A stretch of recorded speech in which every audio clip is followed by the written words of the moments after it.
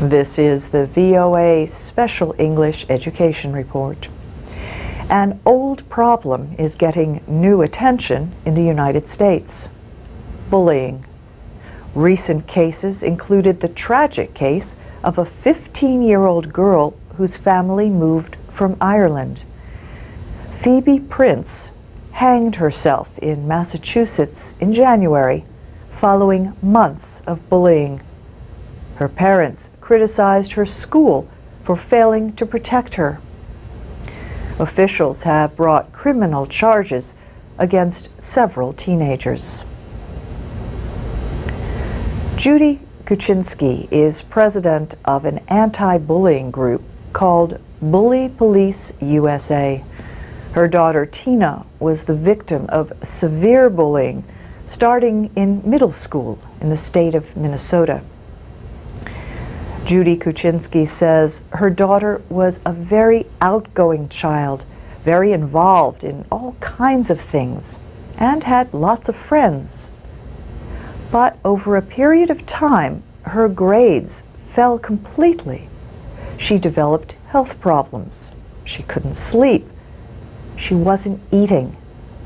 She had terrible stomach pains and started grinding her teeth at night. And she did not want to go to school.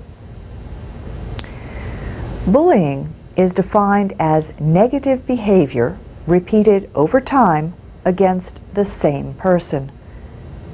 It can involve physical violence, or it can be verbal, for example, insults or threats.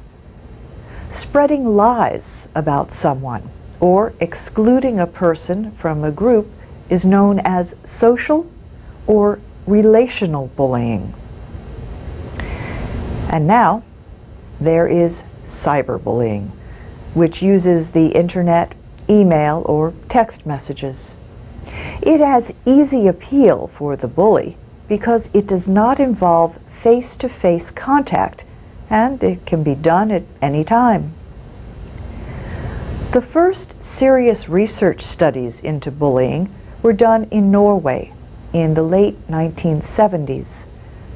The latest government study in the United States was released last year. It found that about 1/3 of students aged 12 to 18 were bullied at school. Examples included being made fun of, pushed, spit on, threatened, or excluded from activities. Some students had their property damaged. About 4% reported being the victims of cyberbullying. The study took place in 2007. Susan Swearer is a psychologist at the University of Nebraska-Lincoln and co-director of the Bullying Research Network. She says schools should treat bullying as a mental health problem to get bullies and victims the help they need. She says bullying is connected to depression, anxiety, and antisocial behavior, and bullies are often victims themselves. What can be done to prevent bullying? That will be our subject next week. And that's the VOA Special English Education Report. I'm Alex Villarreal with the VOA Special English Education Report. Americans celebrated the Thanksgiving holiday on November 25th. They gathered with family and friends to share a meal. Some celebrated the holiday by telling what they are most thankful for. This holiday season, a group of student athletes in Woodburn, Oregon, has given its community something to be thankful for. The Woodburn High School boys soccer team has reached the state soccer championship playoffs for 25 straight seasons. But the Bulldogs had never won the state championship until this year. Their victory in November also represents a win for their mostly Hispanic hometown. Writer Steve Wilson spent a year recording the successes and problems of the team. He wrote a book called The Boys from Little Mexico, a season chasing the American dream. It tells about a community struggling with issues such as immigration and cultural changes. Migrant farm workers from Mexico started coming to Woodburn, Oregon about 50 years ago. Many of the workers stayed and made the town their home. So the town became known as Little Mexico. Steve Wilson thinks the Woodburn boys soccer team's continued hard work and effort to win the state championship is similar to their cultural experiences. Like many Mexican Americans, the boys on the Woodburn team faced major problems. They include poverty, a language barrier, and immigration issues. Mr. Wilson wondered if those challenges were preventing the team from reaching its goal of winning a state championship. So he decided to follow the team for an entire season. He got to know the players, coaches, and supporters. One of the players he writes about in the book is Martin Maldonado Cortez. Martin says he and the other boys on the team knew that Woodburn had a bad image. The town has a population of only 22,000 people, but it faces many of the same problems found in large cities. These include gang violence and illegal drugs. He says when the team went to play other schools, the people did not act friendly toward them. Martin says his coaches told him to show pride in his culture. They told him to make an effort to be successful in life, and not just on the field. For VOA Special English, I'm Alex Villarreal. Our programs are online with transcripts and MP3 files at voaspecialenglish.com. And you can find us on Twitter, Facebook, and YouTube at VOA Learning English. This is the VOA Special English Education Report. In May, an international conference took place in Dakar, Senegal, to find new ways to get and keep girls in school. The United Nations Children's Fund says nearly 72 million children were not in school in 2007. More than half are girls, and more than 2/3 are in sub-Saharan Africa, South Asia, and West Asia. School attendance has improved in many areas, but the head of UNICEF, Anthony Lake, says, unless we all work harder, there may still be 56 million children out of school in 2015. He says progress and economic development depend on educating girls as well as boys. Educated girls are also at lower risk of violence, abuse, and diseases like HIV/AIDS.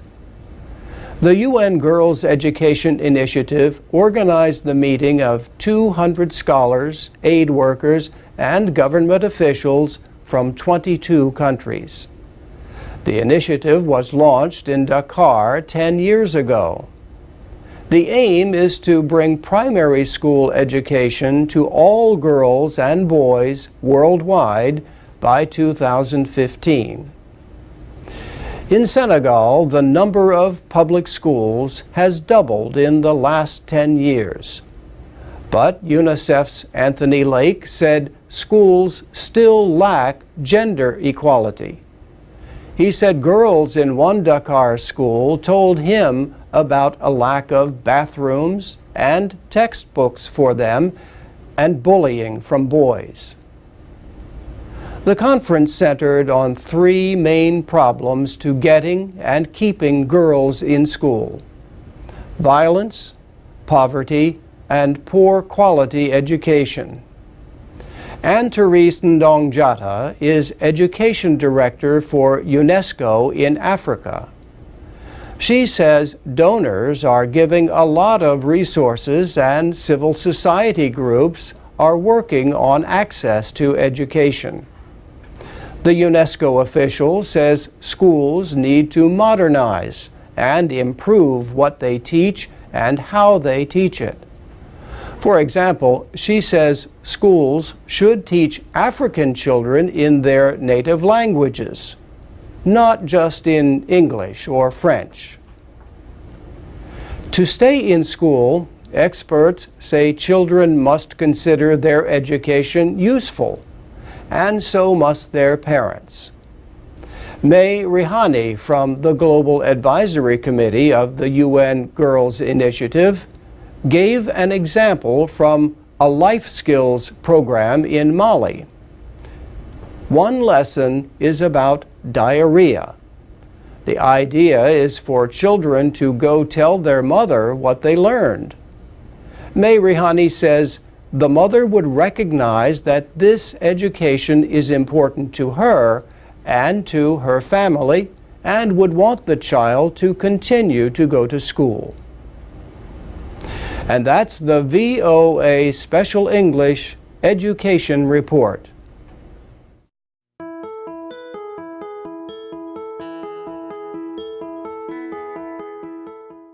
From VOA Learning English, this is the Education Report. Kid Pan Alley is a nonprofit organization that holds songwriting workshops for students across the United States. The organization recently visited a school in the Anacostia area of Washington, D.C. The children presented a concert with the help of songwriter and recording artist Paul Reisler. He established Kid Pan Alley in 1999 and has worked with more than 35,000 students and produced more than 2,200 songs since that time. He says the power of music can teach children skills they might not learn in school. He believes the American educational system is focused too much on standardized tests to measure success. But Paul Reisler says we now live in a creative economy. He says his group is trying to inspire children to be creative. At Orr Elementary School in Anacostia, 95% of students come from poor families. Marlon Ray is the school's dean of students. He says some of the children have difficult lives. But he says these kids still want to strive for greatness. Jonna Turner is director of programs at the school. She says the 4th and 5th grade students are often focused on more than school. They can be important helpers for their families. They make sure food is ready when they come home and do other tasks. Yet, students are often influenced by what happens around them. A shooting took place in April directly in front of the school. Although no one was injured, the event affected the whole community. Still, Orr Elementary School has a positive, hopeful atmosphere. Marlon Ray says the workshop and concert made possible by Kid Pan Alley created good memories that will last for years.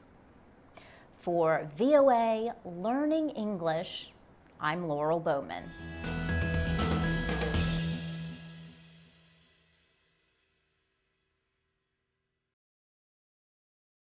This is the VOA Special English Education Report.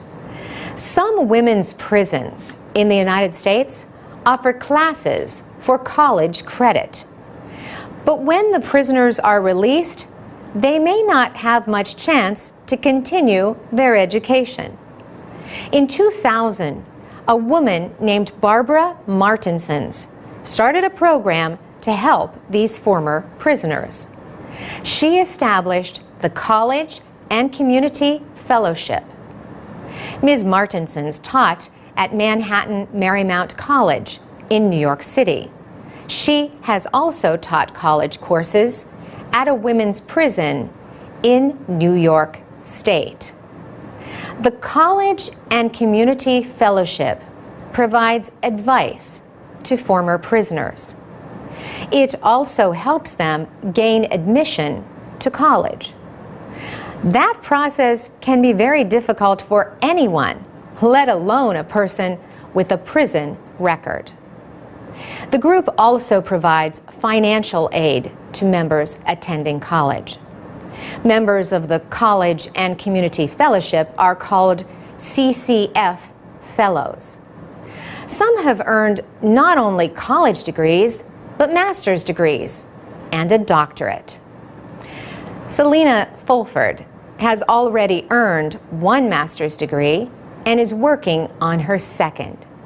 She is now an adjunct professor at the College of New Rochelle in New York State.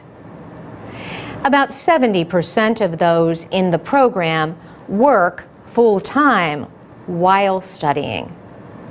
Nationally, 1/3 of women who have been in prison are later sent back for committing other crimes or violating the terms of their release. By comparison, almost none of the CCF fellows has been sent back behind bars. The Reverend Vivian Nixon, a minister, heads the College and Community Fellowship. She once spent time in prison for falsifying documents. She says the group helps people reclaim the goals they had for their lives before going to jail. You don't have to just accept any job at a fast food restaurant or cleaning up a hotel or cleaning up the streets, she says. As she puts it, you can still have desires and goals, and we are going to help you meet those desires and goals. About 270 people are in the program. The group holds meetings where the women talk about subjects like personal finance and developing a career, and there is a social hour. Vivian Nixon says society in general is happiest when the women do not go back to jail. But she says her greatest hope is that members of the fellowship are setting high goals for themselves and their children. We have more stories about education programs for people in or out of prison. You can find them, along with other reading and listening materials for learning English, at voaspecialenglish.com. For VOA Special English, I'm Carolyn Persutti. This is the VOA Special English Education Report. Since the 1990s, education has been required for all South Africans from age 7 to 15. Last December, the government announced that 70% of students passed their final examination to finish high school. In 2008, the passage rate was about 63%. There have been increases each year since then. Professor Shireen Motala at the University of Johannesburg says access to basic education is no longer the problem in South Africa. She says most children stay in school until they are about 16. The problem now, she says, is that large numbers of them leave without completing high school. Students take an examination known as the matric in grade 12, their final or matriculation year. But Professor Matala says only around 45% of the children who started school in 2000 sat for the matric last year. South Africa has a 24% unemployment rate. Those who drop out must compete with better educated people for jobs. Educational researchers also point to another problem. They say South African schools do not produce enough students with the skills for higher education in math and science. Researcher Graham Block says many schools are not well equipped. The reality of poverty, he says, is that many children do not see laboratories or libraries at school. 92% of the schools do not have libraries. Also, education specialists say in many cases, teachers and school principals do not have the skills or training to do their jobs. In other cases, they are simply not doing their duty to provide an education. Professor Matala says a number of teachers were poorly trained during the system of apartheid, or racial separation, in South Africa. Apartheid ended in 1994. Secondly, she says, teachers have been confused by the many educational reform efforts in the last 15 years. And finally, she thinks language differences in the classroom have not gotten as much attention as they should. Subjects such as math and science are taught in English, starting at about age 10. But South Africa has 11 official languages and many more unofficial ones. South Africa's Minister of Basic Education promises a number of improvements. Andri Matshega says teacher development efforts will focus on subject and content knowledge and making sure the correct teachers are in the correct jobs. For VOA Special English, I'm Carolyn Prasuti. Had their property damaged.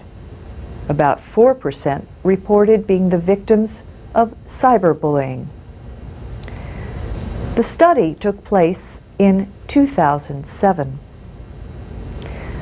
Susan Swearer is a psychologist at the University of Nebraska-Lincoln and co-director of the Bullying Research Network. She says schools should treat bullying as a mental health problem to get bullies and victims the help they need. She says bullying is connected to depression, anxiety, and antisocial behavior, and bullies are all. This is the VOA Special English Education Report. An old problem is getting new attention in the United States: bullying. Recent cases included the tragic case of a 15-year-old girl whose family moved from Ireland. Phoebe Prince hanged herself in Massachusetts in January following months of bullying. Her parents criticized her school for failing to protect her. Officials have brought criminal charges against several teenagers. Judy Kuczynski is president of an anti-bullying group called Bully Police USA. Her daughter Tina was the victim of severe bullying starting in middle school in the state of Minnesota. Judy Kuczynski says her daughter was a very outgoing child, very involved in all kinds of things, and had lots of friends. But over a period of time, her grades fell completely. She developed health problems. She couldn't sleep. She wasn't eating. She had terrible stomach pains and started grinding her teeth at night. And she did not want to go to school. Bullying is defined as negative behavior repeated over time against the same person. It can involve physical violence, or it can be verbal, for example, insults or threats. Spreading lies about someone or excluding a person from a group is known as social or relational bullying. And now there is cyberbullying, which uses the internet, email, or text messages. It has easy appeal for the bully because it does not involve face-to-face contact, and it can be done at any time. The first serious research studies into bullying were done in Norway in the late 1970s. The latest government study in the United States was released last year. It found that about 1/3 of students aged 12 to 18 were bullied at school. Examples included being made fun of, pushed, spit on, threatened, or excluded from activities. Some students